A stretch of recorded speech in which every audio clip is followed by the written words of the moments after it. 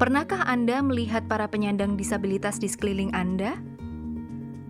Mungkin tidak semua dari kita pernah berinteraksi dengan para penyandang disabilitas, karena mereka masih menjadi masyarakat yang termarginalkan di Indonesia, tidak memiliki keleluasaan dalam beraktivitas, bahkan untuk mendapatkan pemenuhan hak asasi seperti pendidikan, pekerjaan, dan kesehatan pun tidak mudah.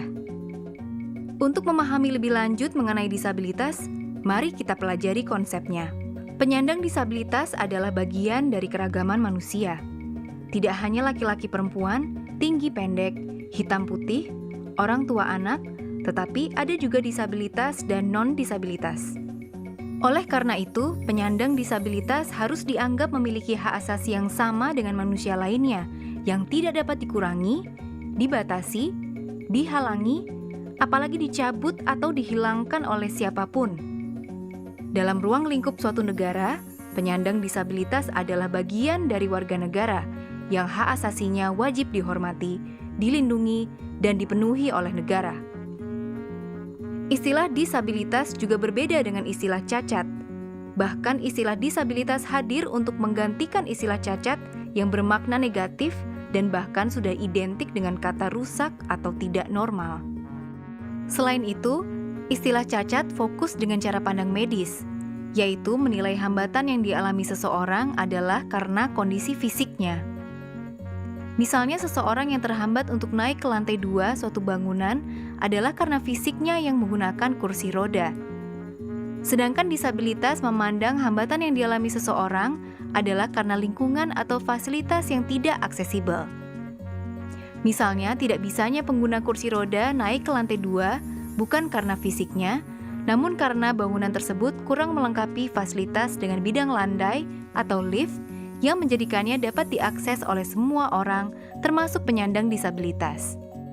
Dengan menggunakan istilah cacat yang fokus kepada fisik seseorang, maka muncul anggapan fisik yang normal dan tidak normal, di mana penyandang cacat masuk dalam kategori tidak normal. Bahkan dalam pasal 5 ayat 2 Undang-Undang 11 tahun 2009 tentang kesejahteraan sosial, kecacatan masuk dalam kriteria masalah sosial. Sedangkan dalam istilah disabilitas, tidak ada kendala dengan kondisi fisik seseorang, karena permasalahan hambatan dalam menjalankan aktivitas disebabkan oleh lingkungan atau fasilitas yang tidak aksesibel. Oleh karena itu, dalam konsep disabilitas, semua manusia dianggap sama dengan berbagai keunikannya, dan keunikan itulah yang harus mampu diakomodasi oleh lingkungan di sekitarnya. Dari segi penyelesaian masalah, cara pandang cacat berpikiran bahwa perubahan harus dilakukan terhadap ketidaknormalan fisik seseorang, sehingga mereka dapat menyesuaikan dengan kondisi lingkungan atau fasilitas yang sudah ada. Dengan cara pandang itu, ditambah dengan anggapan bahwa penyandang cacat adalah seseorang yang tidak normal, maka penyelesaian dilakukan dengan berdasar kepada belas kasih orang lain. Dengan berdasar pada belas kasih, maka konsep penyelesaian pada istilah cacat hanya mengandalkan bantuan sosial belaka, yang dijalankan apabila kebutuhan utama sudah terpenuhi. Bahkan keberadaannya bisa ada atau tidak bergantung kepada kebaikan hati pengalokasian anggaran. Sedangkan dalam konsep disabilitas, penyelesaian dilakukan dalam segala aspek kehidupan manusia, dan pelaksanaannya masuk dalam komponen utama karena tidak membedakan pemenuhan hak penyandang disabilitas dan non-disabilitas. Misalnya, dalam pembangunan di bidang transportasi, armada angkutan umum harus memiliki desain yang ramah terhadap disabilitas, seperti memiliki bidang landai untuk akses masuk dan keluar, dan memiliki sistem pengumuman yang berbentuk audio, visual, dan taktual. Begitu pula dalam sektor pekerjaan, pelatihan kerja harus aksesibel terhadap para penyandang disabilitas dan mampu mengarahkan penyandang disabilitas bekerja sesuai dengan minat dan bakatnya. Contoh lain yang menegaskan perbedaan disabilitas dan cacat dalam kehidupan sehari-hari adalah dalam sektor pendidikan. Penyelenggara pendidikan masih kerap menolak siswa penyandang disabilitas karena tidak tersedianya fasilitas belajar, sehingga langsung dialihkan kepada sekolah luar biasa atau SLB. Alhasil, pemahaman terhadap SLB menjelma menjadi sekolah khusus penyandang cacat. Semakin lama, dengan hanya melihat kepada kondisi fisik seseorang, apakah dia tidak memiliki kaki, tidak memiliki tangan, tuli, pengguna kursi roda, atau tunanetra, mereka langsung diarahkan untuk mendapatkan pendidikan di SLB. Sedangkan dalam cara pandang disabilitas, semua siswa diperlakukan sama, sehingga selama sang siswa memenuhi syarat kemampuan untuk mengikuti kurikulum nasional, maka akan diarahkan pada sekolah umum formal.